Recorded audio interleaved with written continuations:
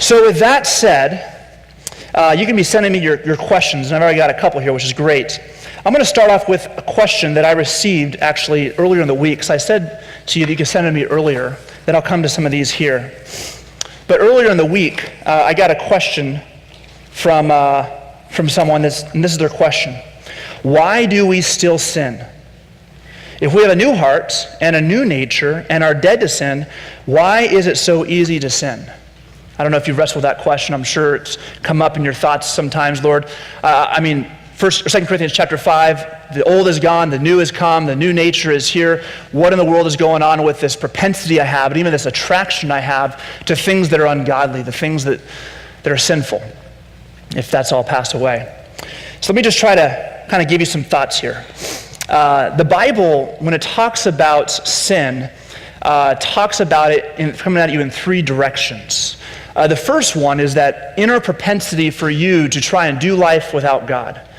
And that's called the flesh in the Bible. Now, your NIV translation has sort of, I think, mistranslated, or in some ways kind of caused a poor translation to happen, because it's, anytime they have the word sarx, or flesh, in the original translation, the NIV will put sinful nature. So you kind of have this duplicity of like, well, I have a sinful nature and a godly nature, so it's like two dogs duking it out inside. And Paul says, no, you have one nature.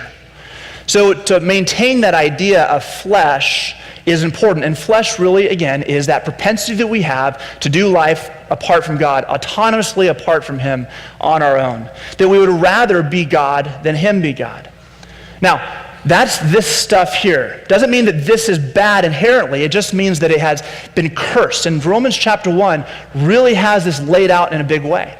In fact, let me turn there and read for you a couple of where we've been so far. But starting in verse 21, here's a description of the flesh. For although they knew God, they did not honor Him as God or give thanks to Him, but their thinking became futile and their foolish hearts were darkened. Claiming to be wise, they became fools and exchanged the glory of the immortal God for images resembling mortal man and birds and animals and creepy things. Therefore, because we want to do life apart from God, God gave us over to the desires of our flesh, to impassions that are out of whack, to issues in which there's a brokenness. And in fact, Romans chapter 8 says that God has subjected all of creation, humanity included, to futility and to decay. So your body, because it is breaking down, in many ways, your flesh is trying to fight that decay and say, let me stay alive. And its approach to that is through selfish ambition, through selfish pursuit, because it's got to stay alive. Because inside it knows that it wasn't made for death.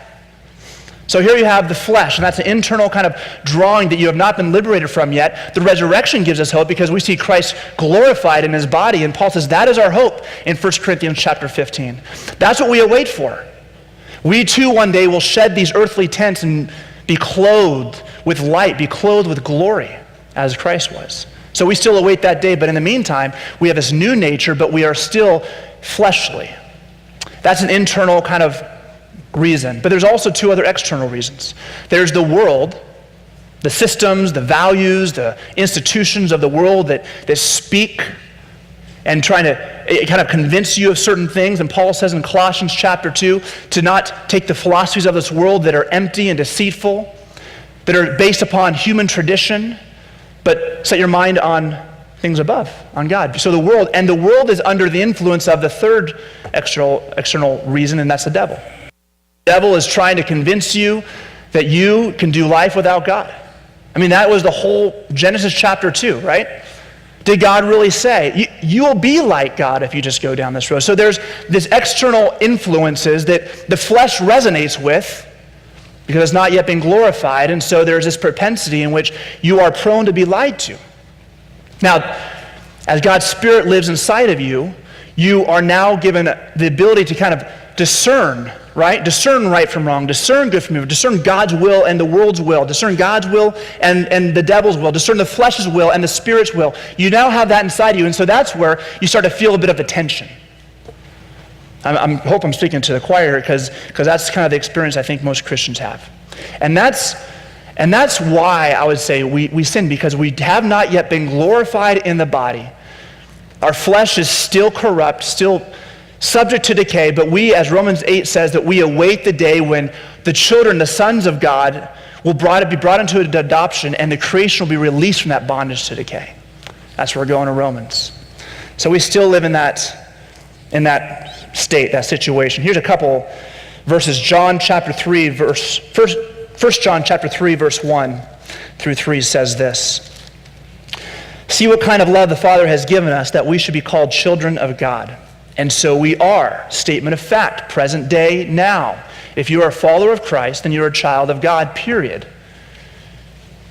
The reason why the world does not know us is that it did not know him, that is Christ.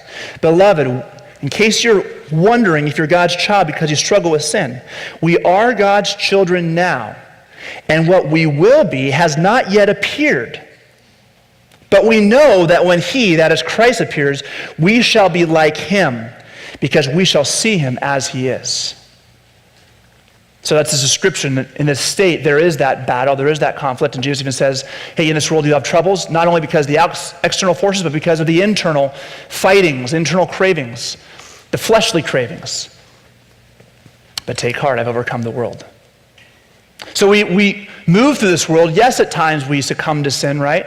But the reality is we don't enter into that and then move out of it without hope. We have hope that Christ, your blood paid for that, justified me in that, and that I have hope also that you will, according to Romans chapter 5, if while we were yet sinners, Christ died for us, how will he not with you, or with him, also give you all things? He's going to bring you to the full completion, the resurrection of your body, and bring you into glory. He's guaranteed that because we see on Christ on the cross. So, why do we sin?